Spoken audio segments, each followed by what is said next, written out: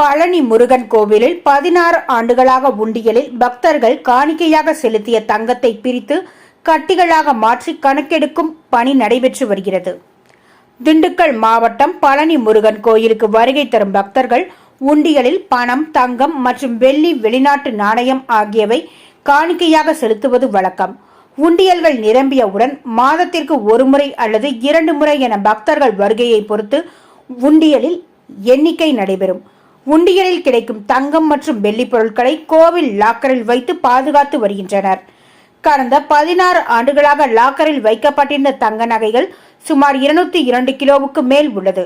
தங்கத்தை சுத்த தங்கமாக பிரித்தெடுக்கும் பணி பழனி கோயில் அலுவலகத்தில் நடைபெற்று வருகிறது. ஓய்வு பெற்ற நீதிபதி மாலா தலைமையில் பழனி கோவில் இணை ஆணையர் மாரிமுத்து மற்றும் அறங்காவலர் உறுப்பினர் முன்னிலையில் தங்கத்தில் இருக்கும் கற்கள், அரக்கு, அழுக்கு நீக்கப்பட்டு சுத்த தங்கத்தை பிரித்தெடுக்கும் பணி நடைபெற்று வருகிறது.